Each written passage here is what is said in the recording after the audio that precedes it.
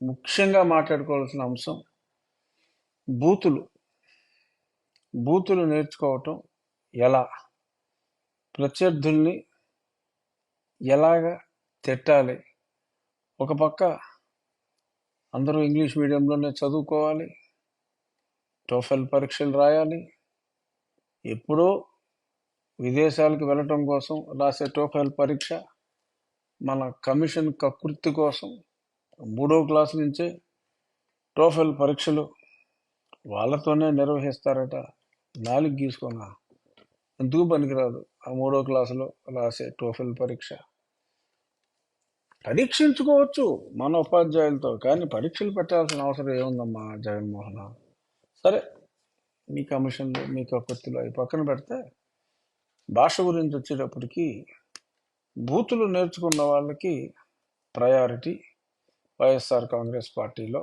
ఆ నేర్చుకున్న బూతుల్ని ప్రయోగించాలి నాయకుల మీద, ప్రత్యర్థుల మీద, చంద్రబాబు నాయుడు గారి మీద, పవన్ కళ్యాణ్ గారి మీద, లోకేష్ గారి మీద ఆ బూతులు ప్రయోగించాలి.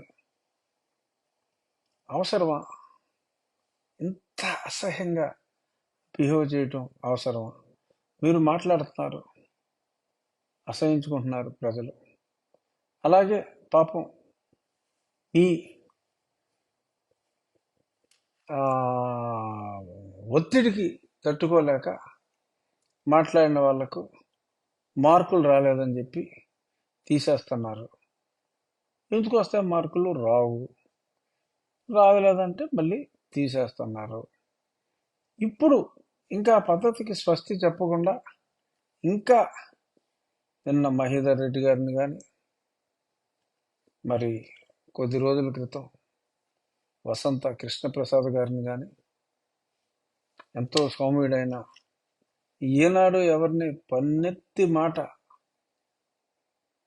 మాట్లాడిన మాగుంట శ్రీనివాసులు గారు మృదు భాషి, మృదు స్వభావి. మరి ఆయన్ని కూడా మరి తిట్టాలి అని, సరే అక్కడ ఎక్స్ట్రా క్యాష్ కూడా అడిగారని అంటున్నారు.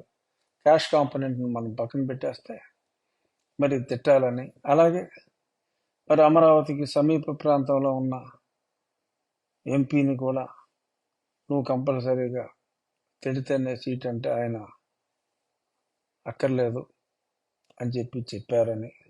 ఇలా ఎందరో. అసలు అన్నిటికీ నేను ఎప్పుడో గతంలో చెప్పా.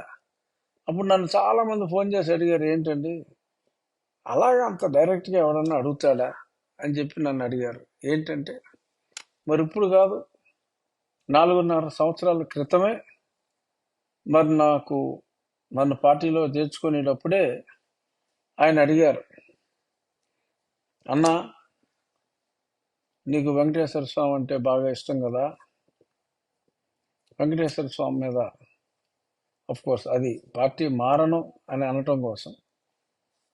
అప్పుడు అదే సమయంలో ఒక కండిషన్ ఏంటంటే చంద్రబాబు, అప్పుడు లోకేష్ గారిని పెద్ద సీరియస్గా తీసుకోలేదు. అప్పుడు పవన్ కళ్యాణ్ గారు కూడా ఈ పొత్తులో ఇట్లో లేరు కాబట్టి కళ్యాణ్ గారి పేరు చెప్పలేదు. కానీ చంద్రబాబు నాయుడు గారిని గట్టిగా తిట్టాలి అంటే, బూతు అన్న పదం ఆయన వాడ్డు, కానీ తిట్టాలన్నా చాలా గట్టిగా తిట్టాలా అని చెప్పి ఒక ఆర్డర్ లాగా ఆయన మాట్లాడతాడు. ఈ తిట్టించడం అనే కాన్సెప్ట్ అతని నరాన ఎప్పటి నుంచో జీర్ణించుకుపోయి ఉంది. అది ఇప్పుడు అందరికీ బహిర్గతమైంది. నేను ఎప్పటి నుంచో చెప్తున్నా, ఎందరో తిడుతున్నారు ఈ పార్టీలో.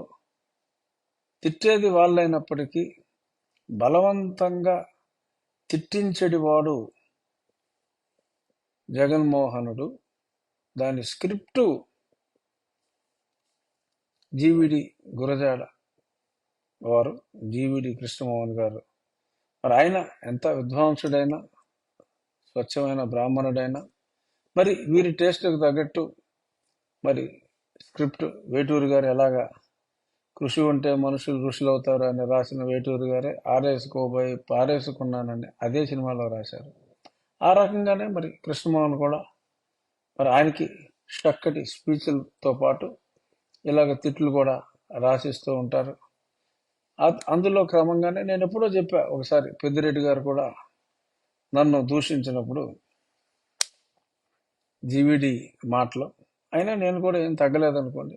నా వంతు మాట అంటే నేను క్వశ్చనే లేదు, మాటకు మాట అనేస్తాను. కానీ అన్నది వాళ్ళు కాదని కూడా నేను చెప్పా.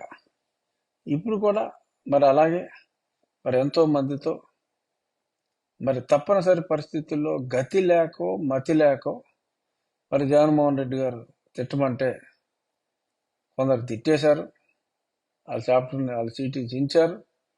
మరి ఇంకా చీటీ చించటం కోసం మరి తిట్టమని అడుగుతారా, లేదంటే ఒకవేళ నిజంగా తిడితే వాళ్ళకి సీట్లు ఇస్తారా అన్నది మరి నాకైతే స్పష్టంగా తెలియకపోయినప్పటికీ, ఈ రకంగా ఒక ముఖ్యమంత్రి స్థాయిలోని ఉన్నతమైన స్థాయిలో ఉన్న వ్యక్తి అసభ్యకరమైన పదజాలం మాట్లాడటాన్ని ప్రోత్సహించటం సభ్య సమాజమే కాదు, అసభ్య సమాజం కూడా సమర్థించదు అన్న నిజం మరి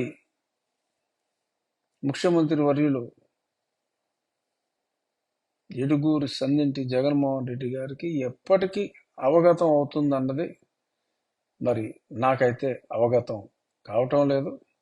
అయ్యా జగన్మోహన్ రెడ్డి గారు, దయచేసి విష సంస్కృతిని రాజకీయాల్లో మరింత విస్తృతంగా వ్యాప్తి చేయకండి.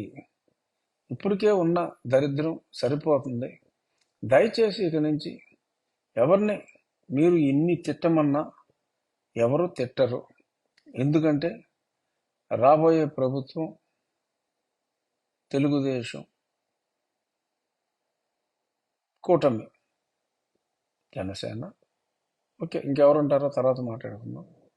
సో రాబోయే ప్రభుత్వం తెలుగుదేశం, జనసేన ప్లస్ కూటమి కాబట్టి అది సుస్పష్టం. కాబట్టి ఎట్టి పరిస్థితుల్లోనూ మీరు తిట్టమన్నా తిట్టరు.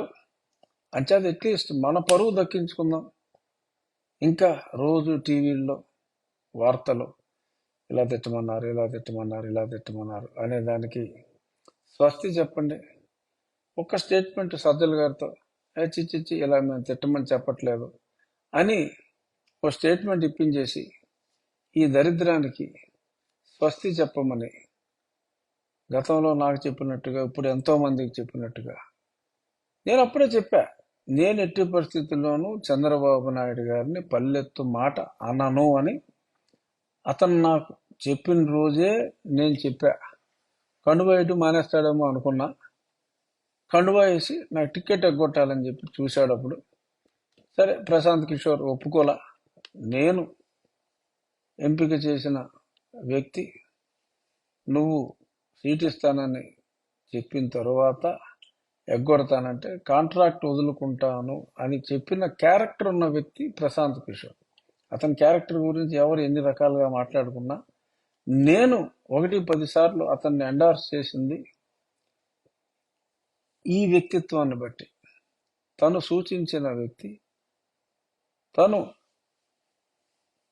నన్ను రిక్వెస్ట్ చేసి తీసుకొచ్చిన వ్యక్తి. సరే, అప్పుడు నేను ఎందుకు వెళ్ళాను అంటే అప్పుడు నాకు ఆలస్యం జరిగింది. మరి 14లో జరిగిన సంఘటన 19లో జరగకుండా కొన్ని శక్తులు, అప్పుడు కొన్ని విష శక్తులు అప్పుడు చంద్రబాబు నాయుడు గారి చెవులో నా మీద ఏయో నూరిపోస్తూ ఉంటే ఆలస్యం జరిగినందుకు నేను 14లో సీన్ రిపీట్ అవ్వకూడదని చెప్పి ప్రశాంత్ కిషోర్ మాటలు విశ్వసించి సరే ముందు పోటీ చేద్దాం, అతను మారాడని చెప్తున్నారు కదా అని అనుకున్నా. మారలేదన్న సంగతి మొదటి రోజే నాకు వాసన వచ్చింది. అయినా చూద్దాం అనుకున్నాం. బట్ నేను ఆ రోజే తల వంచలా.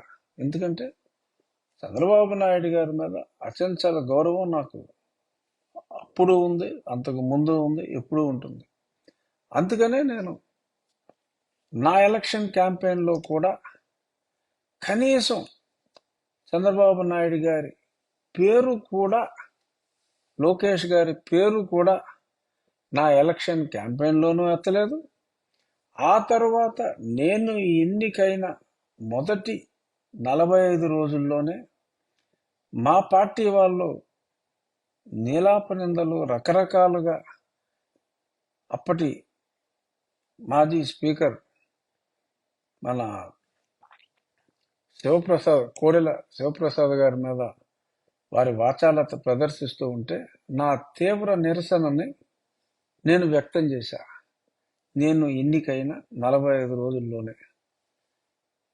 అందరూ తిడుతున్నారు, పీడ్ ఆర్టిస్టులు, అంబటి రాంబాబు గారు, ఎవరెవరో ఏదో మాట్లాడుతున్నారు. తప్పు, అలాంటి మాటలు మాట్లాడకండి అని చెప్పా. అప్పుడు మరి ఇప్పుడు అత్యున్నత పదవిలో ఉన్న ఒక వ్యక్తి నాకు ఫోన్ చేసి, అలాగ మేము తిడతా ఉంటే తిడతాను, నువ్వు ఖండిస్తే అలాగా నువ్వు కూడా తిట్టాలి కదా అంటే, డోంట్ కాల్ మీ అగెయిన్ అని చెప్పా. ఓకే, అందుకే కష్టపడ్డాం, కష్టాలు పడ్డాం, తన్నులు తిన్నాం, అయినా వెనక్కి తగ్గల మంచి చెప్పడంలో. ఇప్పుడు అదే పంద ఇంకా చాలామంది ఫాలో అవుతున్నందుకు నాకెంతో సంతోషంగా ఉంది. దయచేసి ఈ డర్టీ హ్యాబిట్కి స్వస్తి చెప్పండి ఇకనైనా అని చెప్పి నేను గౌరవనీయులైన ప్రస్తుతానికి ఇంకొద్ది నెలల పాటు ముఖ్యమంత్రి పదవిలో ఉండబోతున్న జగన్మోహన్ రెడ్డి గారికి నా విన్నపము మరియు విజ్ఞప్తి. ఇక